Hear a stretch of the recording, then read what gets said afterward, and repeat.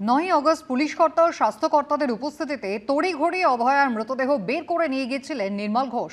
এই ঘটনা থেকেই পরিষ্কার যে আরজিকর কাণ্ডের পিছনে বৃহত্তর ষড়যন্ত্র আছে। ঘণ্টাখানিক সঙ্গে সমান অনুষ্ঠানে সেই মন্তব্য করলেন চিকিৎসক অনিকেত মাহাতো। বৃহত্তর ষড়যন্ত্রের কথা আমরা বারবার বলেছি।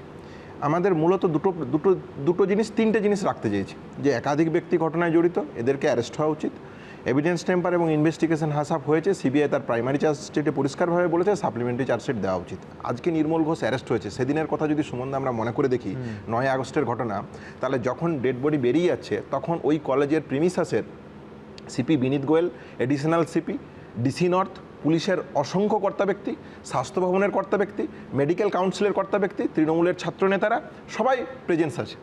তাহলে আমি ছাত্রনেতাদের কথা ছেড়েই দিলাম যে তারা কোনো একটা রাজনৈতিক অঙ্গুলি হেলনে কাজ করছে, কিন্তু স্বাস্থ্য ব্যবস্থা এবং পুলিশ ব্যবস্থার যারা হায়েস্ট পাওয়ার, হায়েস্ট মাথা, তারা প্রেজেন্স আছে।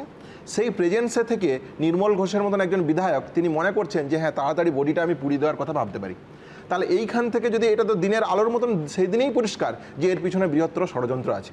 তাহলে এই বৃহত্তর ষড়যন্ত্রের জন্য আর কত চোখের জল আমাদেরকে ফেলতে হবে, আর কত মিছিল মিটিংয়ের প্রয়োজন আছে।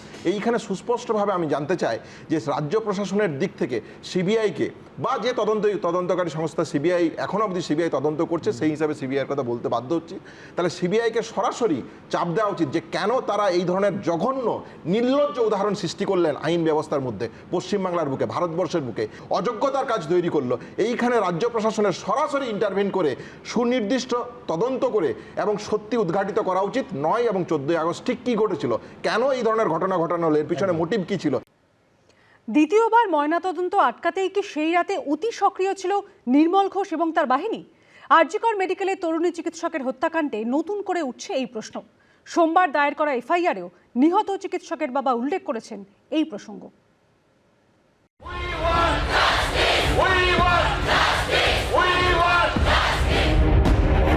ক্যালেন্ডারের পাতায় আবার 1 আগস্ট। আরজিকর কাণ্ডে গ্রেপ্তার হলেন প্রাক্তন তৃণমূল বিধায়ক নির্মল ঘোষ। 2 বছর আগে 1 আগস্ট শেষ করে দিয়েছিল এই দম্পতির সব স্বপ্ন, কেড়ে নিয়েছিল এই মা বাবার একমাত্র সন্তানকে। ঠিক কি হয়েছিল মেয়ের সঙ্গে? সিভিক ভলেন্টিয়ার সঞ্জয় রায় কি একাদশী, নাকি জড়িত ছিলেন আরও কেউ? এসব প্রশ্নের উত্তর আজও পাননি সন্তানহারা মা বাবা। কারণ সেই রাতে তড়িঘড়ি তাদের মেয়ের দেহ শ্মশানে নিয়ে গিয়ে দাহ করে দেওয়া হয়। আমরা পুলিশকে বারবার বলেছি আমাদের মেয়ের বডি প্রিজার্ভ করতে চাই, আমরা পোড়াতে চাই না, আজকে দাহ করতে চাই না, শোনেনি আমাদের কথা। বিশেষজ্ঞদের মতে তড়িঘড়ি দেহ পুড়িয়ে দেবার উদ্দেশ্যই ছিল প্রমাণ ধ্বংস করা। পরিবারের তরফ থেকে আবার পোস্টমর্টমের দাবি করা হতে পারে, পোস্টমর্টমটা ভিডিও রেকর্ড করা হতে পারে, এইসব প্রশ্নগুলো এসে যায়। পরিবারের তরফ থেকে দাবি হতে পারে বা যে কোনো কারোর থেকে এটা দাবি হতে পারে।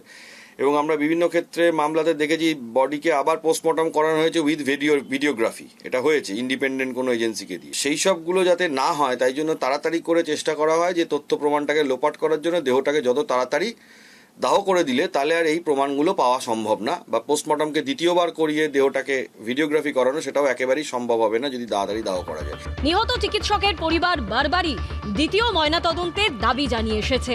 সেটা আটকাতেই কি সেই রাতে অতি সক্রিয় ছিল নির্মল ঘোষ ও তার বাহিনী?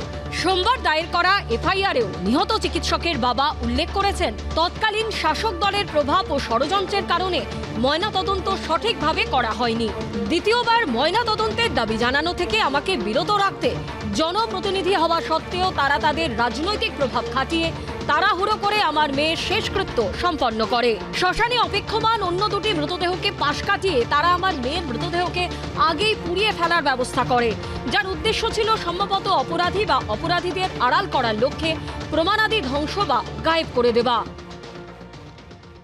আসল এভিডেন্স কিন্তু তথ্য যা কিছু আছে, ফরেনসিক সায়েন্সেও যদি কিছু গাফিলতি থাকে, পোস্টমর্টেমে যদি কোনো গাফিলতি থাকে, সব কিছুই কিন্তু ওই দেহকে কেন্দ্র করি।